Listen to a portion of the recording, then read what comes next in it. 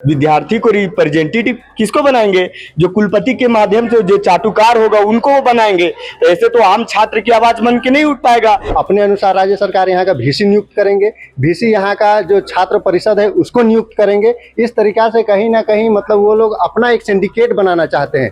यह लोकतंत्र में कहीं भी सही नहीं है। विश्वविद्यालय विधेयक 2025 विधानसभा से पारित हुआ है, उसको हम सभी छात्र घोर निंदा करते हैं। प्रथम इकाई होता है वो छात्र संघ से निकल के जाते हैं और वो लोग सदन तक जाते हैं। तो ये देखिएगा, इसको पार्टी से दरकिनार कर दिया गया है। तो ये भी एक कमी है। सभी छात्र और छात्र नेता जितने भी हैं एक प्लेटफॉर्म पे आए और राज्य सरकार के इस विधेयक को घोर विरोध करें। जोहार, मैं हूं आंचल और आप देख रहे हैं लोकतंत्र 19। झारखंड विश्वविद्यालय विधेयक 2025 को लेकर पूरे राज्य में छात्रों का विरोध जारी है। कई छात्र इसे लोकतांत्रिक तथा विश्वविद्यालय की स्वायत्ता पर हमला बता रहे हैं। इसी मुद्दे पर आज हम आजसू के संयोजक रवि जी से बात करने वाले हैं। तो रवि जी, जो आप लोग कुछ दिन पहले विरोध कर रहे थे, तो क्यों कर रहे हैं आप लोग ये विरोध? सबसे पहले तो हम छात्र हैं और छात्र विधेयक जो आया है, विश्वविद्यालय विधेयक 2025 विधानसभा से पारित हुआ है, उसको हम सभी छात्र घोर निंदा करते हैं। इस विधेयक में बताया गया है कि हम छात्र संघ चुनाव नहीं, छात्र संघ को नॉमिनेट करेंगे। अब कुलपति आप ही नियुक्ति कीजिएगा, तो कुलपति किसको नियुक्त करेंगे? विद्यार्थी को रिप्रेजेंटेटिव किसको बनाएंगे? जो कुलपति के माध्यम से जो चाटुकार होगा उनको वो बनाएंगे। ऐसे तो आम छात्र की आवाज बन के नहीं उठ पाएगा और नहीं सब विश्वविद्यालय स्तर तक पहुंच पाएगा। इस विधेयक को हम घोर विरोध करते हैं। इसके बाद हम सड़क से सदन तक आंदोलन करने का काम करेंगे और हम सभी छात्र नेता को एकत्रित करेंगे। उसके बाद पूरे झारखंड भर में एक व्यापक आंदोलन का तैयारी करेंगे। तो आपको क्या लगता है कि राज्य सरकार ये विधेयक किस सोच पर, किस आधार पर लागू किया गया है?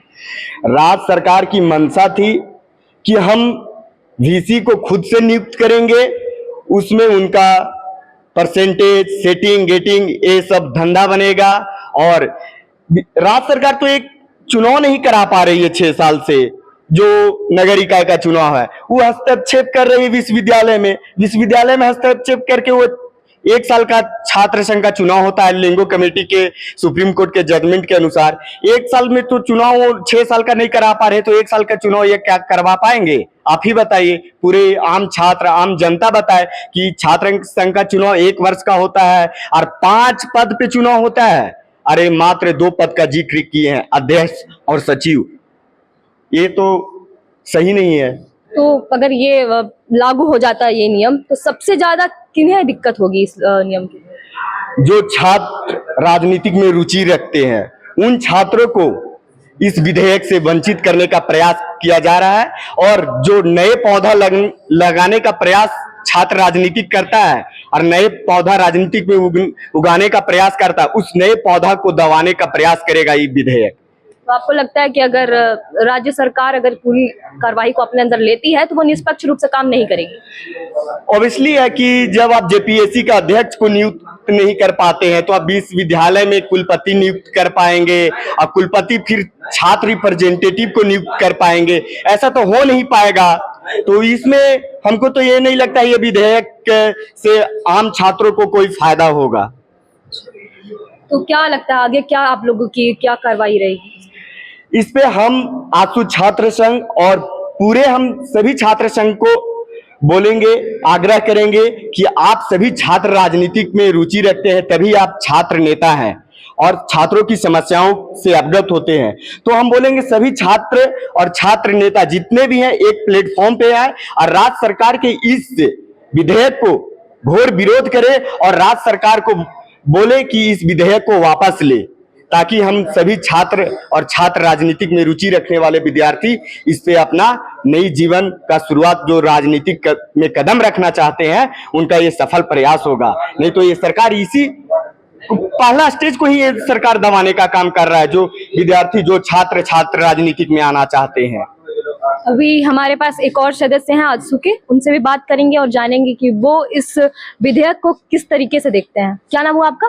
मैं संजय कुमार और लोकतंत्र के तमाम जितने भी दर्शकगण हैं उनको जोहार करता हूं। यह जो भी विधेयक लाया गया है, इस विधेयक में जो लोकतंत्र का हत्या करने के लिए लाया गया है। इसमें देखिएगा कि ये जो छात्र संघ का जो चुनाव है, यह प्रतिवर्ष ये सुप्रीम कोर्ट के आदेश से होना था, लेकिन ये सरकार जिसका भी 6 वर्ष होने को है, एक बार भी ये चुनाव नहीं कराने सकी है। और ये जो छात्र संघ जो ये विश्वविद्यालय विधेयक है, इसमें राज्य सरकार पूरा विश्वविद्यालय को अपने अंडर में रख रही है। अपने अनुसार राज्य सरकार यहाँ का VC नियुक्त करेंगे, VC यहाँ का जो छात्र परिषद है उसको नियुक्त करेंगे। इस तरीका से कहीं ना कहीं मतलब वो लोग अपना एक सिंडिकेट बनाना चाहते हैं। ये लोकतंत्र में कहीं भी सही नहीं है। इसका आसू घोरजोर विरोध कर रही है और इस विधेयक में कई सारी कमियां हैं। जैसे कि पहले 5 प्रतिनिधि के रूप में चुने जाते थे, लेकिन इसमें क्या है कि एक महिला, एक ST SC या OBC में मात्र एक, तो ऐसे में इतने सारे छात्रों का प्रतिनिधित्व कैसे हो सकता है? तो ये कहीं ना कहीं पूर्ण रूप से गलत है। कई छात्र संघ ऐसे भी हैं जो कह रहे हैं कि ये आप लोगों ने सही तरीके से इस विधेयक को पढ़ा नहीं है और ये विधेयक बहुत कुछ ऐसा है जो आदिवासी की हित में है। तो आप कैसे देखते हैं इसको? नहीं, ऐसा कुछ नहीं है। ये जो राज्य है यहाँ का, झारखंडी जो आदिवासी मूलवासी है उन्हीं का है। यहाँ किसी प्रकार का कोई ये नहीं है। लेकिन ये जो विधेयक है, शायद जो बोल रहे हैं ये बात उनको ठीक से पढ़ने की आवश्यकता है। जो उनका 141 पेज का जो लोग का विधेयक है, उसमें पॉइंट 77 को पढ़ना चाहिए, जो छात्र परिषद और छात्र संघ के बारे में वे लोग बताए हैं। तो सबसे ज्यादा किन किन मुद्दों को लेकर आप लोगों की शिकायतें हैं? सबसे ज्यादा ये जो छात्र संघ का चुनाव है, ये सबसे ज्यादा इसमें हम लोग आपत्ति है। और दूसरा जो VC का जो नियुक्ति के लिए ये लोग प्रोफेसर का जो 15 वर्ष का ये लोग ये अनुभव मांगे हैं, ये कहीं ना कहीं पूर्ण रूप से गलत है। 2000 लास्ट नियुक्ति अगर बढ़िया तरीका से 2008 में हुई थी और 2008 के बाद वे लोग 18 वर्षों तक अभी तक वे लोग काम कर रहे हैं और उनको अभी तक एक भी प्रोन्नति नहीं मिला है, जिसके कारण वे लोग VC तो यहाँ के आदिवासी मूलवासी बन ही नहीं सकते हैं। तो कहीं ना कहीं बाहर के लोग आएंगे और यहाँ के जो बना बनाया ये जगह है उसमें वे लोग काबिज हो जाएंगे। छात्रों को ये विधेयक किस तरह से प्रभावित कर रहा है? छात्रों जैसे कि ये विधेयक में देखिएगा कि पहले जो छात्र संघ की जो भी चुनाव होती थी उसमें देखिएगा कि पार्टी स्तरीय होती थी। इस छात्र संघ का विधेयक को पढ़िए, ये पार्टी स्तरीय को ये लोग दरकिनार कर दिया गया है। और जो छात्र संघ का चुनाव होता है वो देखिएगा कि जो निचले स्तर से, मतलब एकदम जो राजनीति का जो सबसे प्रथम इकाई होता है वो छात्र संघ से निकल के जाते हैं और वो लोग सदन तक जाते हैं। तो ये देखिएगा इसको पार्टी से दरकिनार कर दिया गया है। तो ये भी एक कमी है।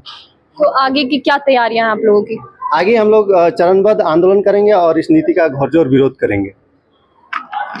बहुत सारी ऐसी विधेयक जो अगर नहीं सरकार इस पर कुछ कदम उठाती है तो फिर आप लोगों की क्या कार्रवाई रहेगी? निश्चित रूप से यह जो लोकतंत्र है, जो हमारा भारत देश का लोकतंत्र है, इसमें जब छात्र बोला है राज सिंहासन डोला है। यह शुरू से ही, जब झारखंड भारत स्वतंत्रता संग्राम की बात हो, झारखंड आंदोलन की बात हो, सभी जगह यह दोहराया गया है। तो छात्र अपना आवाज को जोर से बुलंद करेंगे और कहीं ना कहीं इसको रद्द करवा कर ही रहेंगे।